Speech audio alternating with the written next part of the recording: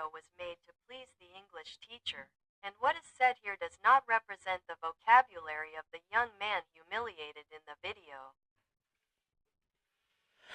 Hello, my name is Ismael, and the topic I'm going to talk about in this video is classical music.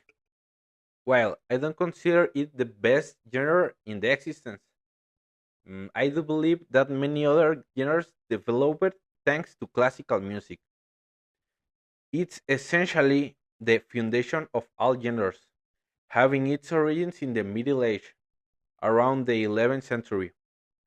Then progressing through the Renaissance, Baroque, Romantic, and into modernism, which is the current development of academic or classical music.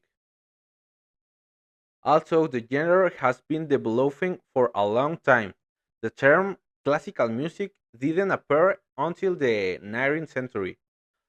Unlike contemporary genres, classical music is more formal, and absolute silence is expected at classical music performance, so that each note of the pieces being played by the orchestra or instrumentalist can be fully appreciated. It's so beautiful.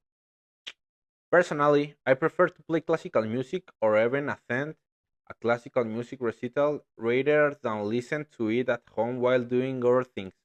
But there are people who prefer to listen to music while reading, studying, or doing housework. Classical music also has its own language, with its own type of notation, dynamics, accents, and commas, a reading order, and you can literally play a piece with just a score without any other reference. It includes the tempo, the duration of each note, the pitch, the force, time signature, and the key. Perhaps some aspects are left the performer's discretion, and each of these concepts make the language of classical music incredible, broad, and extensive. Unlike American chord symbols and tabs, which are really just a copy that simply replaces stuff with the instrument symbol. I believe my favorite artist and composer is Francisco Tárrega, and I consider him one of the best, if not the best, composers for classical guitar. He not only composed many works that achieved remarkable fame, but he also had the ability to improve and arrange other classical guitar pieces, creating such important works as Lagrima and Capricho Árabe. He also arranged pieces by Beethoven, Chopin, and Mendelssohn. He was particularly drawn to blending romanticism with Spanish essence.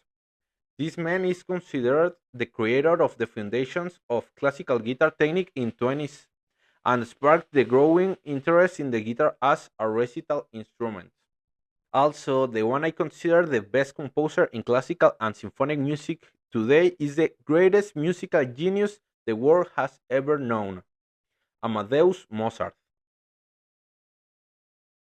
He had perfect pitch and eidetic memory, and literally, as a hobby, he listened to pieces by other composers. Just by listening to them, he would go home and modify and improve everything he felt the pieces lacked. Literally, at the age of 5, he was already composing pieces for the harpsichord, an instrument that preceded the grand piano we have today. At 14, after hearing Gregory Allegri's Miserere only once, he wrote it down. When this became known, people were so astonished that even though the penalty for playing this work outside the chapel was excommunication, Pope Clement XIV pardoned him. But all of this sadly ended with him dying very young, at the age of 35. Finally, I'll talk about why I choose this topic. When I was 6 years old, I started taking flute lessons. At 7, I took choir classes, and from the age of 8, I started playing guitar. It was constantly noticeable that I had a natural talent for music.